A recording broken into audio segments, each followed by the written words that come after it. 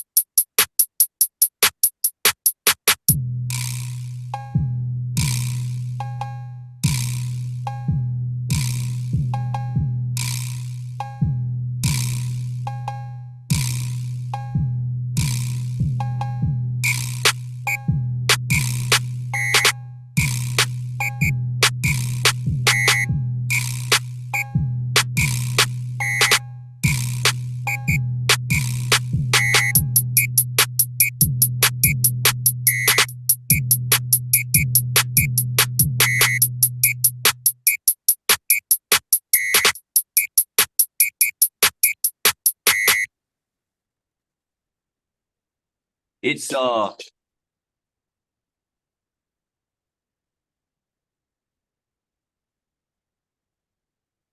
It's your main man, CD-ROM, back with another live episode of Watch Your Narrative Podcast. We definitely got a great one today. We're going to be definitely talking about the Philadelphia 76ers. And I'm sure, unless you're living under a rock, you've heard about all the things going on in the great city of Philadelphia. Too much stuff that's going on in the great city of Philadelphia. And I'm actually tired of the issues coming out of Philadelphia. So either way, we're about to talk about it. We're about to discuss it. Without further ado, we got the same fellas here with us. Ace Boogie, what's up, man? What's going on, man? Happy to be back for this episode, man, to talk about probably the biggest baby in the NBA, James Harden. It's crazy, man. Episode 9, season 3, Ace Boogie in the house. And what up, Big Wavy, 5 times, what's up? I'm back. I can't wait also to talk about James Harden. We just had a very candid discussion about him before this episode. I don't like him. Don't like him. That's all I can say. And my main man, Hoop Lover, what's up, man? What's up, fellas? What's up? Yeah, James, man, you can always count on that guy for some content. You'll never run out of content as long as Harden is in the league. The jokes write themselves. Ever worry about content. So, yo, listen, let's get into it, fellas. So, listen. So, of course, as I mentioned before, unless you're living on the rock, James Harden, point guard for the Philadelphia 76ers, who has been playing for the Philadelphia 76ers the last couple seasons, felt like he was done wrong by now the GM Daryl Morey, who he actually played for as well with the Houston Rockets. So, of course, that played a huge factor into James Harden signing with the 76ers or really rather getting traded to the 76ers and playing for Daryl Morey and the Philadelphia 76ers. But is now disgruntled. I don't know if that we ever heard that before, James Harden being disgruntled. So, No. But he has now came out openly. He was in China and actively. I would play the clip, but I don't want any issues with the soundbite. But went to China and quote unquote called Daryl Morey a liar, and that he would never play on an organization that he's a part of. And then he repeated again. I repeat, Daryl Morey is a liar. I will never play with any organization that he is a part of. And of course, we haven't heard from the 76ers really at this point, outside of saying that they weren't going to trade James Harden. So he's back Daryl Morey into a corner. So I'm gonna start with Wavy. Like what do the Philadelphia 76ers do here? Well, the Philadelphia 76ers have all the leverage here with the new collective bargaining agreement. If James Harden doesn't show up to practice or games over a month span, because I'm assuming he's gonna try to sit out and do a protest that way, I'm assuming, or he gonna do what he did with the Nets, with the who's the team before the Nets? Whoever that team, the Rockets. So to get traded from them. Remember, he came in and he was obviously overweight, and he used that to get traded off the Rockets to the Nets, and then he kind of did the same thing with the Nets, especially going towards the playoffs, and his hamstring injury that he had because he didn't want to play for them anymore. I just feel like they got all the leverage here. They can, like I said, with that new CBA agreement, they are allowed to. They don't have to pay him. It's kind of like us being no call, no shows for work. You pretty much can don't have to pay him because it affects his contract somehow. And I'll get the details after I get finished with my tape. And then if he wants to get traded to a team, or he says, I want to go here or whatever, they have to, or a team wants to sign him, they have to approve it. So the Philadelphia 76ers are in complete control in this situation. They're not in control of James Harden and him playing, but they are in control of where he goes and his money right now. So I think he should make the smart choice, go ahead and play your games out and see if they can work something out for you. But to go on national television in China with Daryl Morey, who China does not like for reasons I'm not going to discuss, that was kind of foul, bro, because that was your boy. But I feel like let me ask you this though, Wade. When he said that Daryl Morey's a liar, what do you think he's lying about? JP. Daryl Morey was probably like, yeah, James, we're gonna restructure your contract, and then we're gonna see about getting you a trade to the Clippers. But the Clippers wasn't coming off of whoever they wanted. The Sixers wanted them to come off of. And Daryl Morey's like, well, we're just going to stop talks. I mean, I'm not getting what I want out of this deal. So I'm not going to trade you. And so you James Harden. So I'm sorry. So you thinking that James Harden is calling Daryl Morey a liar due to the trade, or do y'all think it's the contract? What about you, Brandon? The whole situation. I think they told him, we're going to restructure your deal to make it easier to trade you.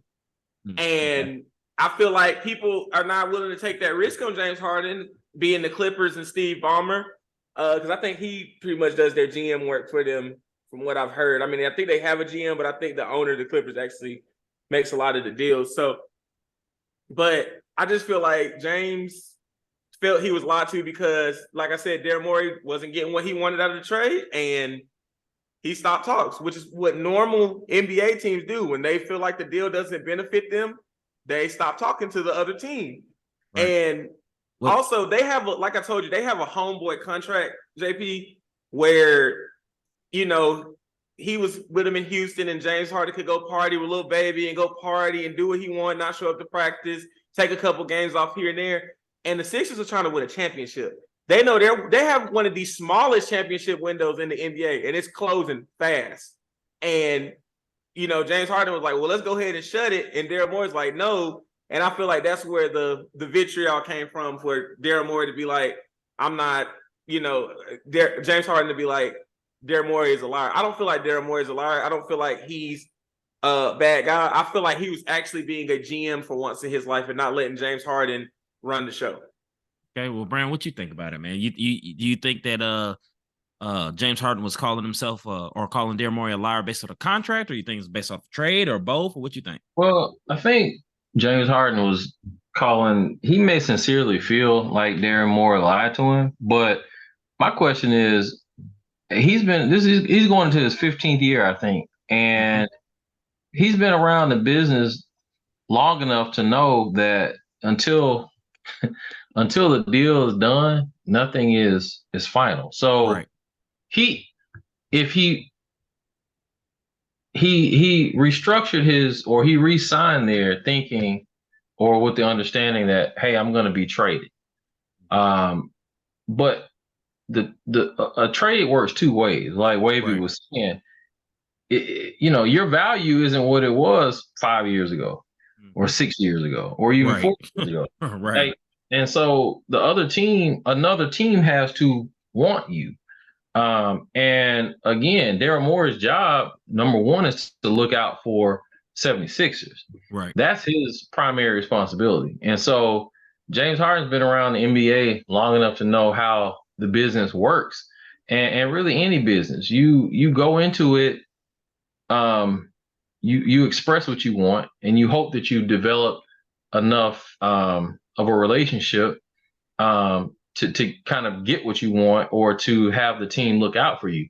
James Harden's problem is he's not been loyal to, and I hate to use that term. I hate that term loyalty in business anyway, and especially in professional sports, because loyalty is only as far as what your options are. Right. We've seen it 100 times. This is no different. But I think he hasn't built up and he hasn't done enough for any franchise that he's been with to really build up that type of cachet to say, this is where I want to go, and they feel obligated to make it happen. If they don't get the deal they want, you're not going anywhere, and they have the rights to your contract. So he's either gonna play there, or he's not gonna play anywhere next year. And the CBA is punitive in the fact that if you miss, I think Wavy even touched on, if you miss 30 days, 30 days, bro. The you year does not count. Yeah, you can't be a free agent. So you actually hurt that's what it is. Okay. Yeah, and so even if he wanted to become a free agent, even if they cut him, then he would be penalized that year. So he's in a bad spot. And again, you can't you can say what you want and they can tell you they're gonna do it or they're gonna try to do it, but until it's done, you can't really. And when you go scorched earth like he did, your trade value is now, because now other teams know, okay, he doesn't want to be there. So if it was a situation where he at least faked it long enough to fool another team, like, oh man, now no team's they're not gonna throw the kitchen sink at Philadelphia to get him. Not that they would anyway, but even if they were going to, they're saying, well, shoot, he didn't want to be in there anyway, so we're not gonna decimate our roster to get him, and we're not gonna mortgage our future to get him. Right. So he's really painted himself into a corner. So he'll be in Philly and he'll be unhappy. Yeah. It's a mess. That's a great rule, but that's a very savvy. Before you go, JP, that's a very savvy contract agreement that they put with the 30 days. Because imagine how that would have changed the face of the league over past years if we could have done that with players that have done this exact same type deal of missing games. That's in the CBA. That's for everybody. Yeah. Yes. So that's crazy. But go ahead. My bad. I didn't want to interrupt. Well, I heard say something too. Yeah, I was about to say. So I think that all those are great points because you think about the Spurs with Kawhi Leonard, kind of what happened there. Of course, with the Philadelphia 76ers and what Ben Simmons pulled as well.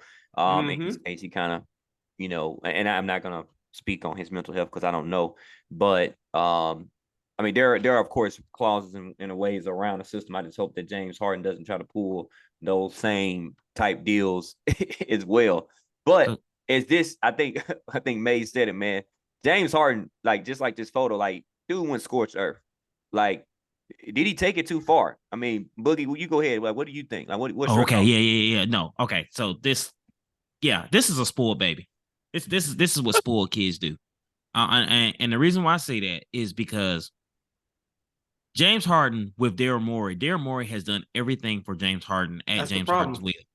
Daryl Morey, I'm not sure if you guys looked at his contracts, but since Daryl Morey has been the GM for James Harden, he's responsible for giving James Harden over $360 million in contracts. I was gonna say several hundred million, but I didn't even think it was $360 million worth of contracts. That's right? the problem, though, JP. And, That's and the problem. no, this is titles. exactly right. And I think I'm sure you guys remember when he got traded from, when Daryl Morey traded for him from the Nets. They were talking about how James Harden and Daryl Morey. I mean, they're like a pair made in heaven. They have a great friendship, and I think Wavy is 100% correct. I think that when James Harden calls Daryl Morey a liar, he's alluding to the trade. And I truly believe that James Harden thinks that Daryl Morey should just do whatever James Harden wants. Don't matter the trade or whatever. So when the reports came out that they're going to halt trade talks, I feel like James Harden feels like Daryl Morey is supposed to do what he wants. His allegiance should be to James Harden first and the 76ers second. But as a person who's in management, I mean, you got to look out for yourself at all times in management, because if he does not, James Harden cannot get Daryl Morey a job at wherever place he's going. Do you think that the Clippers will fire Jerry West to bring in Daryl Morey? Oh, so that's their GM? Okay. Will not happen. And Jerry West ain't no dummy greatest GM of all time, by the way. Yeah. So I mean, this is spoiled baby attitude is what I call it. Well, okay, well, let me ask you this, because I hear everybody's kind of in this instance saying James Harden deficit. So, and we see the question here for the audio listeners. Is James Harden wrong or right for feeling slighted? So let's break this down real quick. So, the reports are the anger is from the fact that James Harden, last contract negotiation took less money.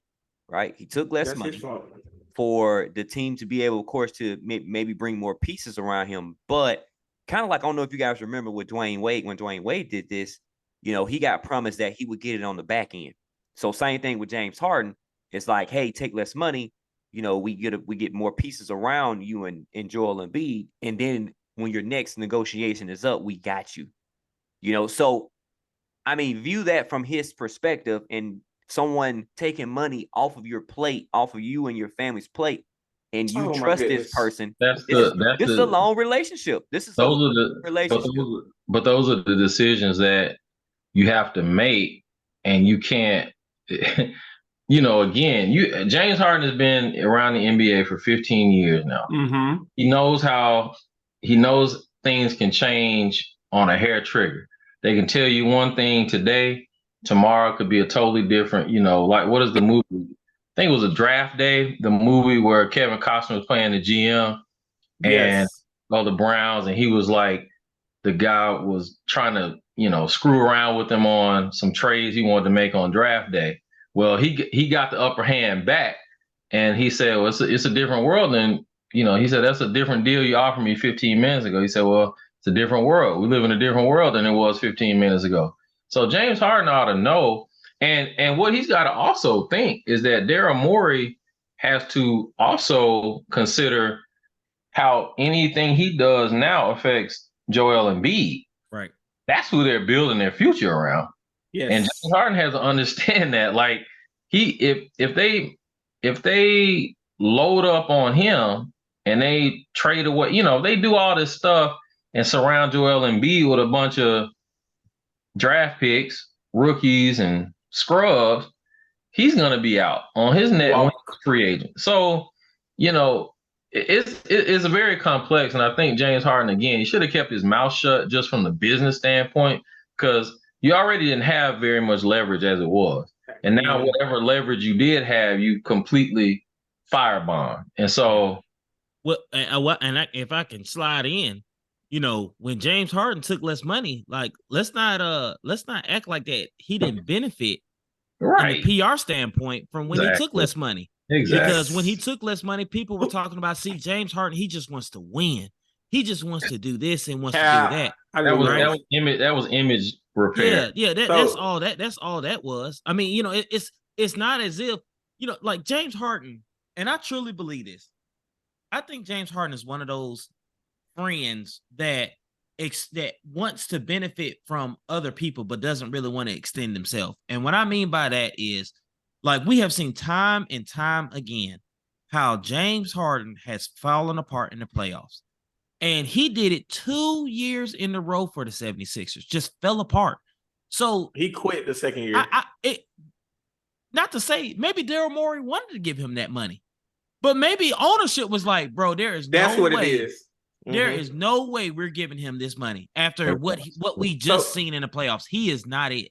So JP, what I was going to say, that's what I was thinking. I think ownership is putting pressure on Daryl Morey. Like, you need to get this done, or we're going to have to let you go, bro, because we mortgaged our future on Jim Harden. That's his name until he does better in the playoffs. Jim Harden. That's what I'm calling him. Well, he need to go ahead and get it legally changed then, because yes, bro. But for real though, like you made excellent points in the fact, and so did Brandon. But like, you got to think about this, because because I work in a management role. JP works in a management role, bro. Your employees will get you fired quicker than anybody in the world. And James Harden is that one employee that is great. He's great, when you don't feel like working, it's gonna show. Yeah. He gonna come in and slump shoulders. Said too. I think Said does too, if I'm not mistaken. But like, and y'all all know what I'm talking about. It's that one guy on your crew that you just know, bro. If he come in and he's having a good day, we can do anything. But can I? But before we slide to MB, can I play devil's advocate for a second? Said, is that okay? Go for it. Go ahead. I want to see it. You know what? And I don't think that this is the case, but maybe James Harden could be a genius. How? And the only reason I'm gonna say this, genius at the bank. Yeah. Hold on. No, let me tell y'all. Now I'm just this kind of hit me this morning when we were talking about the subjects, right? What if James Harden is purposely trying to tank his value so that whatever team he goes to won't be strapped? So like, let's just JP. I'm just saying. I'm just saying. Think like, that's on the question. Is his value will get down so low that if he gets to the Clippers, they won't give up nothing, and he'll be still there with a decent team around him. Then you can say Bradley Beal's a genius. Then no, but see, I actually agree with that. But and that's the agents. That's what the agents are doing nowadays. They are doing exactly that. They are being more vocal, which then forces your hand. Same thing that even with Damian Lillard. He hasn't came out himself, but they've said, hey, if you don't, basically implying that if you don't trade me, I'm not playing. So same thing, James Harden's on a contract year, so I don't think nobody else is going to like try to trade for him and give up anything at all. Right. If they're only going to have him for 1 year. So it kind of does pigeonhole the 76ers. And then, of course, which leads to Joel Embiid. Because Joel Embiid is now, just think about what he has had to, like, this process that he's had to go through, from losing to injuries and then finally getting on the floor. Markelle Fultz, they drafted, they didn't get Jason Tatum, guys. I just want to throw that out there. They did not draft Jason Tatum. He should leave just on that. But he stuck it out. They didn't pay Jimmy Butler. They paid Tobias Harris. They paid Tobias Harris over me? Harris over Jimmy Butler. And then they had the Ben Simmons situation, and now James Harden. Can I please dive into this one first? Please. Because, I feel like Joel Embiid personally has worse teammate history than Kevin Durant. Reason being, we know Kevin Durant played on the team with Westbrook, and it didn't work out over the 9-year span. We know he played with Draymond, and Draymond called him out of his name on national television in a very intense game, which Draymond was definitely wrong, but, he was struggling with the fact that KD hadn't made it clear he was staying with the Warriors. So kind of get a little leeway there. And then dealing with Kyrie, who, had this situation with COVID and all that other different stuff. But like you just pointed it out to me personally. Markelle Fultz comes in, bum shoulder. Ben Simmons comes in, plays 5, 6 years, 7 years with the 76ers, does not improve his game from his first game as a rookie. And now going to James Harden. I wonder what Joel Embiid felt like when he turned on the TV and you're talking about the owner, not the owner, but the general manager for the 76ers calling him a liar. Like, to me, he's got some bad teammate history. And I do think that he should request a trade if they can't get this James Harden situation resolved. I think he should request a trade and try to get to somewhere with some structure. Like, South Beach, they got good structure down there. I don't know if they could give up for him because they're going for Dame right now, but that's another. I mean, he need to go somewhere with some structure because the 76ers do not have it. Well, I can't see. There's no way on this earth that Philly trades him anywhere within the Eastern Conference. First of all, that's not happening. Why you say that? Because then they would submarine any chance they have of ever getting to the finals. They haven't done it with him. They're not gonna get there regardless. No, they're not. No, they're definitely not. They're absolutely not. But it just from the business standpoint, they're not going to trade him to the Eastern. They're not going to trade him anywhere in the Eastern Conference. I got you. If he gets traded, which he probably won't, but if he got traded, he go to Western Conference. Yeah, they're not going to go him. They're not. Yeah. Well, no, I don't see that one. I can't see that, but it would have to be somewhere out west. I'm telling you. I'm gonna tell you why. Well, because they wouldn't want to have to go through him to get. That would make their job of getting to the finals theoretically get into the finals impossible. Yeah, it'd be hard enough as it is. I'll tell you this, and Embiid does not need to request a trade. And I'll tell you why. Because no matter what team he goes to, it's going to be the same situation. And I hate to say it, Joel Embiid is not a leader, right? And he does not breed a good team chemistry. So if he was to somehow get to Miami, which that's kind of out the question after Brandon explained it, pretty much obliterated my point. But if he was to get down there, like you said, just in a hypothetical situation, how is he going to obliterate that team's chemistry with Jimmy Butler on the team? Yeah, watch your narrative. Watch your narrative. I'm sorry. Watch your narrative. Like I can't let that fly. So like Joel Embiid, we've watched this guy, and don't be fooled by the narratives that be going on. These guys talking about how Joel Embiid is disinterested and all this other stuff. Like there's no way you can average 33 points a game in a season and become the MVP and also be in the running for MVP the last 3 seasons if you are doing so. So Joel Embiid has played on a literally torn meniscus before.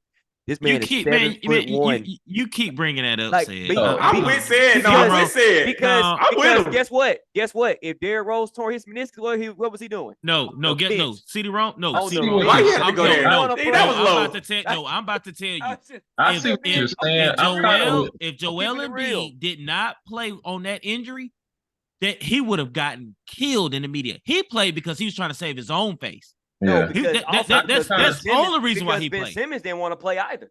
You know what I'm saying? So like if everybody in the whoa. So are you telling me that Joel Embiid's a good leader then? What I'm saying, I'm not gonna say that. What I'm saying that's what I'm saying. I'm with JP. I'm with JP on that. He's not. Like what have you from him? Whoa. He's thrown Ben Simmons under the bus. I think as a teammate, LeBron James do it all the time. No, hold on. We were all thinking it. We were all thinking what Joel Embiid, but Joel Embiid went to the media, threw Ben Simmons up under the bus. He threw Doc Rivers under the bus. Well deserved. Right? It's time for him to look in the mirror.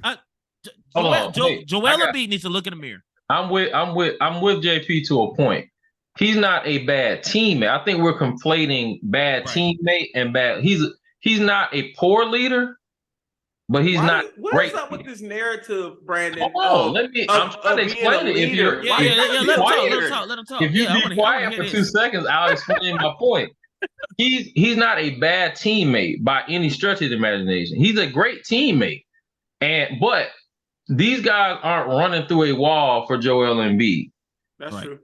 So to me, he doesn't engender a And I don't know that it's entirely his fault either, because like we have pointed out, he's been dealt a terrible hand when it comes to teammates.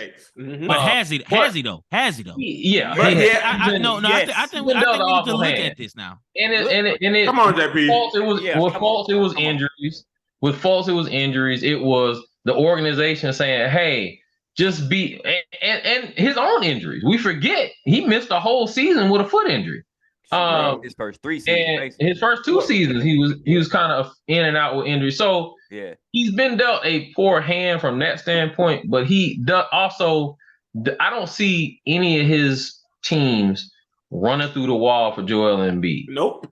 They don't. And I'm gonna tell you. So he's not a core teammate, but I don't know that he's a great leader. So they don't rally around him. Let me ask this, and we're gonna have to wrap it up in a second. So, is it more on Joel Embiid, or is it a 76er thing? It's a 76ers thing. Nope. Joel Embiid. It's a little bit of both. I think it's a little bit of both. Honestly, 70% 76ers, 30%.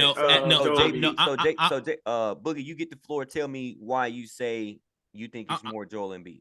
I'm going to tell you, and the reason why is right now, Embiid is now no longer a young player, right? He's what you would consider he's in veteran status now, right? Mm-hmm. And for the points that I just mentioned, like for him to be the best player on any team, they're not going anywhere because he has not showed the leadership qualities, and especially, I mean, James Harden has been bad in the playoffs, but Joel Embiid has had some duds too. And so it ain't all on James Harden. Joel Embiid is probably, now we talked about this before, to me is one of the most frustrating players because if he actually puts in his mindset and has the wherewithal to just go down in the post and just bang, nobody can guard him. Nobody in the NBA can guard him. Nobody. But he doesn't do that. So I think that the 76ers have done what they can to build a team around him. Now, true enough, they may not have been some of the best parts, but I mean, I know Ben Simmons is very frustrating, but Ben Simmons was an all-defensive player. He also was a 2-time All-Star. Who doesn't play. Right. But he played with the 76ers. He played with the 76ers. I mean, let's not act like the 76ers, they were top 3 team when they were together. Let's look at the other side. So Wavy, you tell me, like, from the you mentioned that you feel like it's the Sixers more than it is. So I'm gonna tell you where it started at. When they let, and it's gonna be first of all, I'm gonna go the obvious route. Letting Jimmy Butler go. A defense, a two-way guy, a two-way superstar. Let's keep it a buck. He's a two-way superstar. He's proven his point these last few seasons. Two-way superstar. For Tobias Harris, who was in the media talking about who wants to leave himself. And had his dad in the media talking about why wasn't they getting him the ball and he's a sniper and blase. But another key piece that they let go that I think they let go just the season too early was JJ Redick.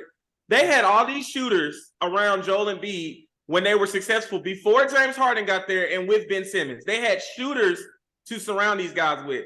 You let those two guys go, and then a couple seasons later, you go and get James Harden, who just forced his way off the Nets. It's like going and getting a cheating female and you cuff her, and you like, oh, she ain't gonna cheat on me because I got a good job and I got this going for me. And guess what she does? For you, because why would you sign PJ Tucker? Let's not forget to sign PJ Tucker for some reason. But hey, yeah. Well, first of all, I didn't even know. I ain't gonna get off my point, but I didn't even know PJ Tucker was 47 years old. He's really not 47, but you get what I'm saying. I didn't know he was that old. And they signed him off of lightning in a bottle playoffs with the Bucks. Like, let's keep it a buck. He got a deal off of that alone, which usually happens after a team wins the finals. Yeah. But a la Bruce Brown. Well, let's keep it a buck. But I'm just saying, like, I feel like this team, like, they put themselves in a situation. Like I said, you got with somebody who does this to every team he's ever been on. He didn't do it with OKC. They traded him. But when he got to Houston, he plays in Houston a bunch of years and then wants to go. He goes to the Nets and, doesn't like being the third option with Kyrie and KD, even though KD was willing to be the third option on that team. Gets traded from there. Now you're on the 76ers, a team you begged to go to because of your relationships with, different rappers that root for the team and your relationship with Michael Rubin and your relationship with Daryl Morey. You begged to go here and you're doing the same thing. This is the 76ers' fault. You knew what was coming. He does it to every team he goes on. No better for you. And if Daryl Morey loses his job over betting it all on James Harden, no better for him, bro. No better for him. Like I said before, he is that good employee that when he come in and he's having a good day and everything's going fine for him, you're gonna get what you need out of him. But the minute the slightest inconvenience happens and you don't do something that employee wants, it's over with. You're not gonna get good production. So Hoop, I'm gonna let you take us home. So if the question is going forward, right? We see on the screen here Joel Embiid saying that he just wants to win a championship, whether it's in Philly or anywhere else. Gosh. So let's say going into the season, I'm gonna give you two scenarios. You give me what the ceiling is gonna be for both. So you number talking one, talking to Hoop. Number one, B Mays. B Mays, okay. So number one is, if going into the season, if James Harden stays, what is their ceiling? What do you think they'll accomplish? And then if James Harden get traded, for whatever piece you mentioned the West Coast, if that's available, because he does want to go to the Clippers, then what happens with Joel Embiid? So give me first, if they keep James Harden, what do you think they'll be able to do in the East? Well, if he shows up, he'll only be motivated by keeping his trade value alive. He knows if he goes out there and just completely stinks it up and pouts and isn't engaged, that he'll have no trade value. They'll still get beat in the second round like they always. I mean, they're even at its best, we've seen what their ceiling is, the second round. So now you throw in all this turmoil, all this uncertainty. They'd be doing an amazing job if they got to the second round, if you really be honest. And Nick Nurse. Now I do think Nick Nurse is a good coach, but what a mess he's kind of landed himself in. So I think second round, if Harden is there, and you said the other scenario is if Embiid gets traded. No, is if James Harden gets what he wants and he gets traded out to the Clippers. Yeah. I think either way. I mean, I think you would then see probably Joel Embiid opt out, and say, I'm going to be I'm going to test free agency. I think they probably make the playoffs as maybe a 6 seed. Like to me, James Harden just doesn't move the needle enough one way or another to say, "Ooh, he's there." But can I slide in real quick, CD Rome? Yep. Last thing. Go ahead. Last thing. Okay. And I hate to. I don't want to. I'm probably gonna open up a Pandora's box with this one, but I just is what it is, because I did a lot of thinking about this. What if James Harden don't even get traded to the Clippers? What if it's another team? And I'm gonna tell you a team that could possibly be in the mix that maybe nobody's talking about. The Chicago Bulls. I knew you was gonna say them. James Harden for maybe Alex Caruso and Zach LaVine. Oh no! Oh, you sick? No. I'm gonna tell you why. Why was Chicago actually trying to get off of Zach LaVine's money? They are, but I ain't doing James both. Harden is on an expiring contract. He is on expiring. I'm just saying. I could be right, could be wrong, but I think that's interesting. The Chicago Bulls could be in the play. Listen. That's hot. That's a hot narrative right there. That's steaming right there. I actually love that. I love that. It's steaming, but I don't know what. It's a pile or something, but I don't know. Hey, 76 is trying to get rid of them, and Chicago Bulls, they don't want to. They want to get off of Zach LaVine. I'm trying to visualize it. But listen, go ahead. Hey, I'm sorry, guys. Bro. This is all we got, man. This is all we got. I know it's a fun topic. I love it. But listen, guys, we want to hear from the Watch Your Narrative Nation. Let us know what you think. You guys have seen it as well. I'm sure you've heard it. You heard James Harden. Give us something in the comment section. Let's open up a conversation. Let's open up a dialogue. We want to know what your thoughts are. And of course, as I mentioned before, we are on all platforms. We are on Spotify. We are on Pandora. We are on iHeartRadio. As I mentioned before in the last episode, you can simply go to your phone, ask it to play Watch Your Narrative podcast, and it will play the latest episode for you. You can also go to our Anchor Spotify page where you can actually go in there, interact with us as well. Leave us a message so we can actually open up and talk about this conversation. So James Harden versus Daryl Morey. You know, honestly, who, you know, what issue that they have there, the really the relationship that they've built. It's a shame that it had to go this way, but with James Harden, you just never know. You just never know. But yo, listen, guys, that's it. We love it. We out.